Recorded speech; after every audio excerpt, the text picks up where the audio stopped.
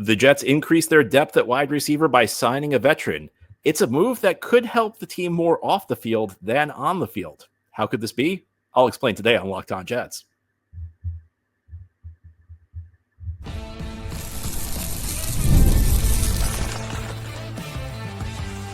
You are Locked On Jets, your daily New York Jets podcast.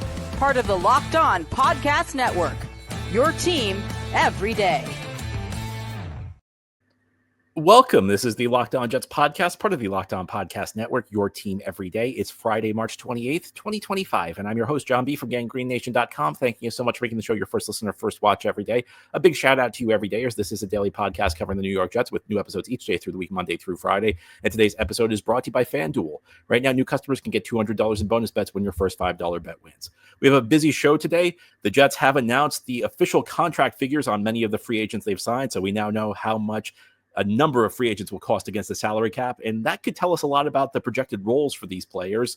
The rumor mill is also swirling about the Jets potentially taking a quarterback early in the 2025 NFL draft, but we begin by talking about a free agent signing, a signing that was not entirely unexpected. There had been some rumors over the last couple of days of the Jets being interested in this player. That player is wide receiver Josh Reynolds, a veteran who has really bounced around the NFL. He is now 30 years old. He started his career with the Rams. He played with Tennessee, a couple of years in Detroit with the Lions. Then last year split his time between the Broncos and the Jaguars. He was a free agent. It's not a surprise the Jets brought him in because of that 2-year stint I mentioned with the Detroit Lions, where he played for a team where Aaron Glenn was the defensive coordinator and Tanner Engstrand, more significantly, was the passing game coordinator. Tanner Engstrand is now the Jets offensive coordinator. So, I hear a lot of analysis around about the Reynolds signing. People are speculating, is he going to be a starter? Is he going to be a difference maker? And I think some of this analysis perhaps misses the mark a bit. I think if you're expecting Josh Reynolds to be a major contributor, that might not be accurate from the standpoint that, if you look at his 2024 season, he had 13 catches for 194 yards and played on 2 different teams. And he was waived by his first team. This is a 30-year-old player who's coming off a 13-catch season where he was waived by his first team. And interestingly, the team that waived him was the Denver Broncos, where Darren Muji was the assistant GM. So, it's interesting that the team that Muji was with last year waived Reynolds. But the fact they signed him suggests that maybe the Jets think he's going to be a good locker room presence. And, we'll get to that in a little bit. But first of all, the Jets need help at the wide receiver position. There's really no question about that. I mean, this is a very, very thin wide receiver room right now after Garrett Wilson. I mean, you still have Allen Lazard on the team somehow. And then after that, it's guys like Xavier Gipson, Malachi Corley, the recently signed Tyler Johnson. Jets could use some better depth at the receiver position. Now, is Reynolds going to be a guy who's going to be the number 2 receiver? You'd hope not, because of what I just mentioned. He is a guy who is coming off a season where he really did not do much, and he's hit that magic 30 mark. I think, if you look through Reynolds' career, I think at his absolute peak, he was probably a number 3 receiver. This is a guy who's never gone above 618 yards in his career. He only has 2 seasons where he was above 500 yards. This is a guy who's really just more of a complementary piece. He's more of a depth player, a role player than anything else. Is this going to impact Allen Lazard? I think that's the next question.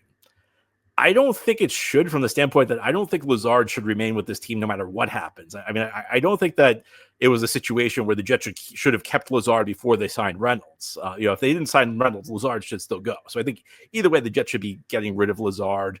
I don't know what the holdup is. There was a mailbag question earlier in the week that speculated perhaps Jets are holding on to Lazard in the hope they could trade him to whatever team Aaron Rodgers signs with.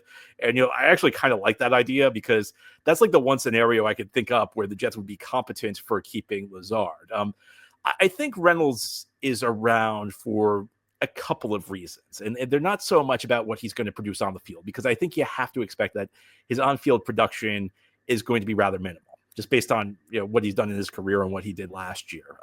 And normally I'm against signing a guy like Reynolds, because I think when you're talking about depth spots, you should really only be signing 2 types of players. You should either be signing a guy who can help you on special teams, a guy who's a great gunner or something like that, somebody who's an ace on the on the special teams units, or you should be focused on a developmental player in that role, because then you're dedicating the practice snaps to trying to develop somebody. Normally, I'm against like a 30-year-old depth player who doesn't really help that much on special teams, but this is an exception. And the only scenario where I'd be okay with signing a player like Reynolds is in the situation the Jets are in, where you have a first-year head coach and a first-year offensive coordinator, and you're trying to implement a new system. Because the Jets are putting in a new offense, and Reynolds has experience in this offense. He spent 2 years with the Detroit Lions, and I think that it's helpful to have depth players who have experience in the system. Now, if we're going across the NFL, most offenses are pretty similar. I mean, I think we overstate the difficulty in learning a new system, because there's an old cliche: everybody's running the same stuff in the NFL, and it's absolutely true. That there's no denying it, that like every team's playbook looks the same, and the biggest difference tends to be just the terminology in the playbook. Some teams use what's known as an Earhart-Perkins terminology, where the route combinations are given a specific word. Some teams use what's known as like a West Coast offense terminology, where the main route is the one that's described. Others use what's known as an Air Corps yell terminology, where the routes are all numbered. And these, even saying this is kind of an oversimplification. That's the biggest difference in NFL offenses, because the plays are mostly the same these days. If you go back to the 1980s, there actually were big differences between the way the offenses ran, but everybody pretty much has incorporated the stuff that's worked in offenses across the league. But there are some nuances, the way you may run a route on a certain play, the way you may read a coverage, what your options are as you're reading a coverage. These are like the little nuanced things that like a guy like a Josh Reynolds could help. And I think if I had a criticism of the way the Jets handled Robert Saleh's transition from 49ers defensive coordinator to Jets head coach, is that that first year they really did not bring in a lot of guys with experience playing in Saleh's system.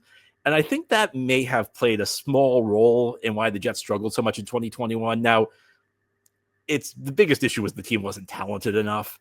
And I don't want to like overstate how much Reynolds is going to provide. I don't want to overstate how much it helps to have like a veteran guy, but I think when you're instilling a new system, it does help that it is beneficial, at least to some extent, even if it's a small extent, to have guys who like really understand the nuances, get deep into the system, because they can kind of become extensions of the coach on the field. And the other aspect of this, which I discussed a little bit earlier, is Aaron Glenn has kind of a feel for the type of player Josh Reynolds is, but so does Darren Muji, because Muji was with the Broncos last year. And clearly they did not think Reynolds performed well enough, because the Broncos let him go.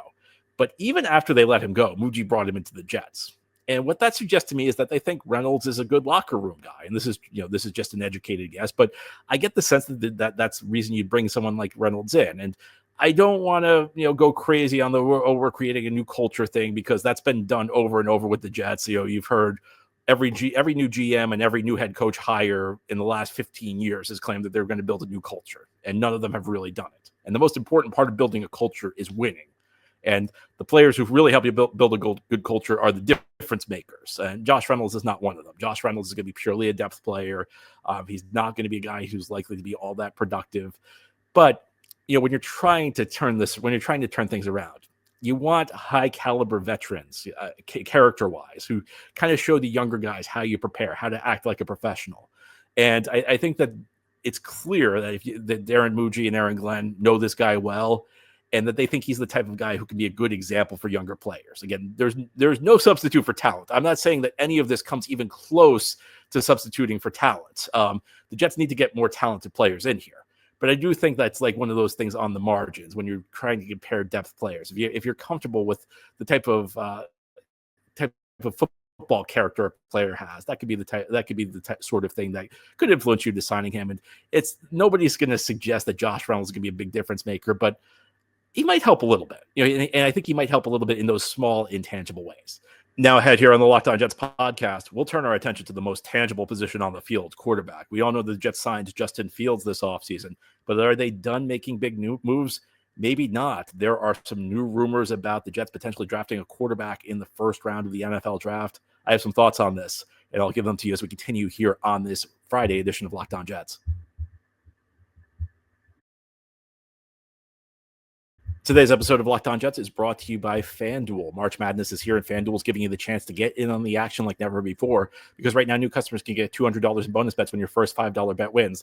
That's $200 extra bucks to use on everything from buzzer beaters to Cinderella stories, and even who's cutting down the nets. You may have your eye on a few underdogs this year, and FanDuel makes it easy to back them with spreads, totals, and game props. With tournament games happening almost every day, there's always something to bet on that's exciting. And the FanDuel app is simple to use. When you win, you get paid instantly. No waiting around. Exciting weekend. We got the Sweet 16. We've got the Elite Eight. By the end of the weekend, we'll know the Final Four. And again, FanDuel is the place to get in on all the action. So visit FanDuel.com and get in on that college hoops action all tournament long. Again, it's FanDuel.com, the best place to bet. Thank you so much for making Locked On Jets your first listener, first watch every day, and a big shout out to you everydayers. This is a daily podcast covering the New York Jets with new episodes each day through the week, Monday through Friday. There is some buzz building about the Jets potentially drafting a quarterback in the first round of this year's NFL draft. Of course, the Jets signed Justin Fields this offseason to a 2-year contract worth $40 million. $30 million of that was guaranteed, but I think that's kind of an upside play. I think that's the type of move the Jets are hoping will pan out.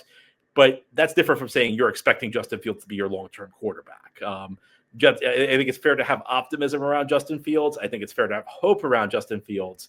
But I don't think you can plan on Justin Fields being this team's quarterback for the next decade. So the Jets very well might look to the NFL draft.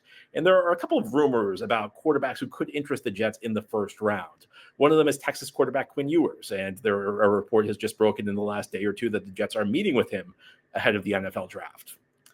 The other rumor that's kind of picked up steam is Todd McShay, who used that exact phrase. He said that the idea of the Jets drafting Jaxson Dart out of Ole Miss could pick up steam in the weeks ahead. I have a couple thoughts on this. First is that the Jets meeting with Quinn Ewers itself is not as noteworthy as it might seem. I would anticipate that the Jets will meet with every conceivable quarterback prospect they could select in the first round or beyond. They would not be doing their job if they did not do that. Because when you're talking about drafting a quarterback, you're talking about the guy who's going to be the leader of your franchise for years to come. So you would not do that unless you're going to meet with him. Because you want to get face-to-face with him. You want to be able to talk about his values, talk about how he prepares, talk about how he leads, get examples of these things. It would be very negligent if you were even considering drafting a quarterback to not do these things. And one of the points that I try to make on this show frequently, whether we're talking about quarterbacks or players of other positions, is just because you're meeting with somebody doesn't mean it's going to go well. You very well may meet with a prospect, and then the meeting doesn't go so well, and you cross that guy off your board. Now, I'm not saying that's necessarily going to happen with the Jets and Quinn Ewers, but I think that there's a tendency in situations like this to hear the Jets are meeting with Quinn Ewers and then automatically assume that they're going to draft him. That's not the case. And as much as anything, this might just be due diligence. The Jets may not be super interested in Ewers. They may not be wowed by his film, but they get to speak with him. And maybe he does well enough that he garners more consideration. There are a million possibilities here, and you can drive yourself crazy trying to figure out which of them is true. We do know that the Jets will meet with Ewers. That is to be expected. What will come of that, we don't really know. McShay throwing out the idea of the Jets and Jaxson Dart picking up steam over the next couple of weeks. Again, that might be less noteworthy than it seems because this is rumor season. And when we're talking about NFL draft rumors, it tends to benefit everybody to spread false information. It benefits Jaxson Dart if it's out there that the Jets like him because other teams might then be tempted to trade up ahead of the Jets, and then Jaxson Dart goes higher. The higher you go, the more money you make. So Jaxson Dart and his agent have every incentive to put out information that makes it sound like the Jets are interested. It also benefits the Jets because the Jets are trying to throw everybody off the scent. The Jets don't want their plans divulged. So if there's a false plan out there, that benefits them because then nobody really knows what the real plan is. Now, look, the Jets could like Jaxson Dart. We just don't know. So I think you got to take these NFL draft rumors with a grain of salt, particularly at the quarterback position, because it feels like every year, the Jets are linked to practically every player. And if we took a lot of stock in every single rumor of every single prospect the Jets were interested in, and every single prospect the Jets were meeting, the Jets would need 100 draft picks to take all these guys. Let's talk though about the general principle of the Jets drafting a quarterback. And I kind of go both ways on this. And if you've been listening to the show, if you're an everydayer, I'm not crazy about the idea of the Jets drafting a quarterback this year. just from the standpoint that I'm concerned that there's going to be pressure to play him too early. And when you're talking about Jaxson Dart in particular, that's a guy who I think has some skills. I think he's got some tools, but I would not draft him unless I was prepared to sit him for multiple seasons. Now, that's not to say he necessarily will need to sit for multiple seasons, but you need to prepare for all eventualities. There are some guys who hit the NFL and they grow rapidly. Justin Herbert's a good example. If you read some of the scouting reports on Justin Herbert coming out of Oregon, you would have read a lot about how he's very inconsistent. He's very erratic. His decision making is kind of suspect. And he got to the NFL. It was great right away. And all those scouting reports got mocked. Here's the thing. I don't think those scouting reports were wrong based on the type of quarterback he was at Oregon.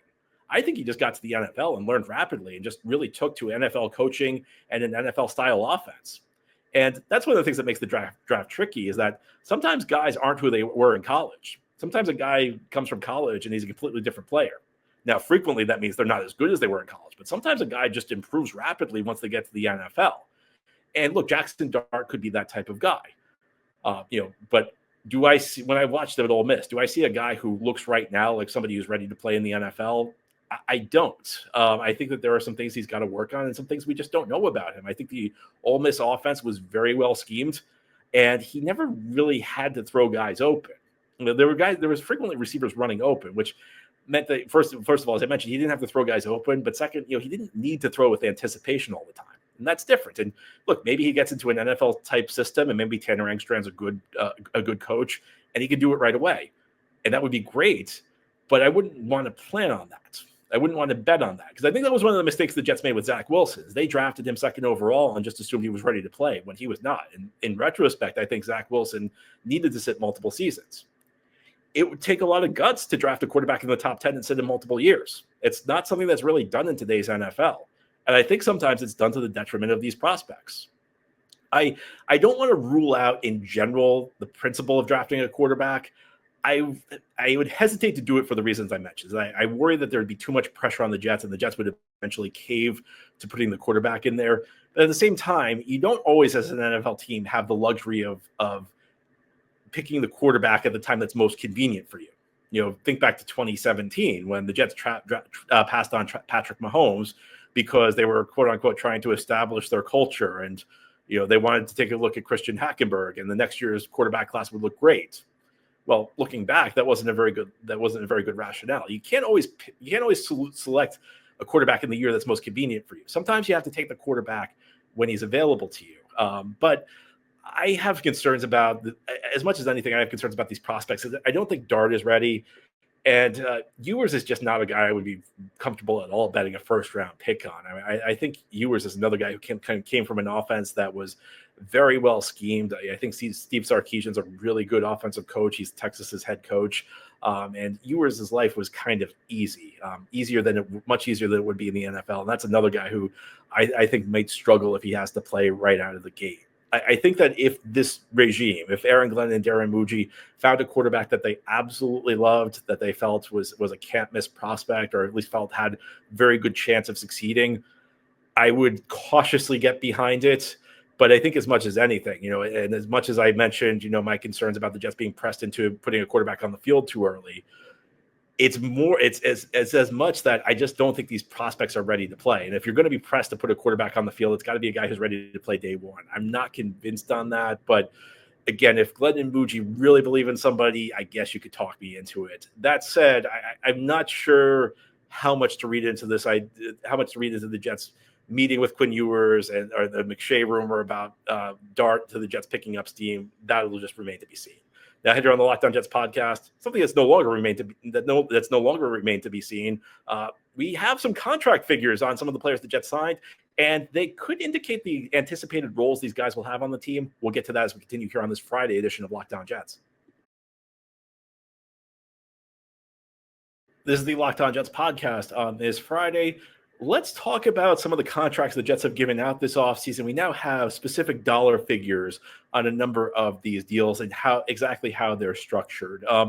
Let's talk about Brandon Stevens. That's the corner the Jets signed from the Baltimore Ravens. Now, we knew that he got a 3-year, $36 million deal, but overthecap.com, the great cap website, now has the actual breakdown. So Stevens' cap number will be $4 million in 2025, $14 million in 2026, $14 million again in 2027. And then the Jets have tacked on some void years at the end. So he will be automatically cut at the end of the 2027 season and then count $4 million in dead money in 2028. And the way this deal is structured essentially guarantees Stevens is going to be on the team for 2 seasons. Because if he's cut after 1 year, it actually cost the Jets $5.5 million extra against the cap. So it costs more to cut him after 1 season than it does to keep him for 2026. And that's a bit unusual for a player of Stevens's caliber. Brandon Stevens is a guy who the Jets brought him in, but he wasn't a big time player. Usually only like the top end players get 2 years of guarantees. If you sign a free agent contract that guarantees you're going to be on the team for 2 years, usually that means like you're a top end type player. And this goes back to something I've been talking about on the show. Brandon Stevens is an early test of this Jets front office because I don't think there's any way you can look at his play to date. I don't think there's any way you can look at his career and say that he justifies the money that he's receiving. This is not a guy who should be making $13 million a year based on what he did in Baltimore. This is not a guy who should be get a contract that guarantees he's going to be on the team for 2 years based on what he did in Baltimore. This is a move that's purely a projection. This is a move that Aaron Glenn and Darren Muji are looking at and saying, we can make this guy better than he was in Baltimore. We like his size. We can turn him into a great press corner. We like his ability playing man-to-man. We're going to play a lot of man-to-man. It's the type of move that if you get it right, it shows you've got a good front office because these are the toughest moves to take. How do you project a guy who's got a track record of multiple years on another team and project that he's going to be better than you? The good teams do it. The good teams nail these types of signings. So this is an early test, and the contract tells you that the Jets are very confident in him because essentially, and I know like when I throw out these dollar figures in rapid fire, it can be kind of confusing. So you don't need to keep up with the specific numbers, but the bottom line is that this contract essentially guarantees he's going to be on the team for 2 years. And you don't give out that type of contract unless you're very, very confident in this player. And the Jets are showing a lot of confidence in their ability to coach up Brandon Stevens. We'll see whether they're right or not. Other contracts out there, and the Jets have given out a lot of 1-year contracts. So Andre Sisco got a 1-year deal worth $8.5 million. So it's a little bit lower than what was reported. It was initially reported as a 1-year contract worth $10 million. So what's the discrepancy there? I'll tell you what the discrepancy usually is in most cases. It's that the agent has included incentives. So sometimes like a reporter gets the details from the agent, and it may have been like an $8.5 million contract, but there's $1.5 million in incentives, and the agent's throwing the incentives into the deal because it makes the agent sound better. If you're an agent, you'd rather make it sound like you got a $10 million deal for your client than an $8.5 million deal. So Cisco 1 year, $8.5 million. This is purely, a prove-it deal. This is Andre Sisco was a guy who was a good player with Jacksonville in 2022 and 2023, had a difficult 2024 season. To the extent like I would bet on a player the Jets signed. This is my guy, and I could end up with egg on my face on this one, but I like this move. I think Andre Sisco is going to pan out. Hopefully, Andre Sisco is better than Chuck Clark because I went to bat for Chuck Clark when the Jets traded for him. And Clark made me look like a fool because he was not very good. But I'm going to do it again at the safety position. I'm going to go out on a limb on Friday, March 28th, 2025, and say the Andre Sisco deal is going to go well for the Jets. Please prove me right, Andre. The rest of the moves are very small moves. So Stone Smart, the tight end the Jets signed from the Chargers, 1 year, $1.35 million, and only $250,000 guaranteed. So that shows you a Stone Smart. Not even guaranteed to be on the roster. I mean, he's making very little money, just $1.35 million and only $250,000 guaranteed. So, lots of people have tried to make that into like a big ticket signing. It's kind of like an upside play. I mean, this is a guy who started his career, he started college as a quarterback, moved to wide receiver late in his college career, and then moved to tight end once he got into the NFL. So guys changed positions twice. You're kind of just hoping that it pans out. I don't think it's a terrible upside play, but it shows you the Jets are not expecting much out of Stone Smart. Tyler Johnson, another wide receiver depth signing the Jets made before they got Josh Reynolds. 1 year, $1.3 million, only $368,000 guaranteed. So again, Tyler Johnson, a depth move, not a guy who's guaranteed to be on the roster. You want to talk about defensive line signings. Derek Nandi, who they got from the Chiefs, 1 year, $1.4 million, $418,000 guaranteed. Jay Tafil from the Bengals, 1 year, $1.2 million, no money guaranteed.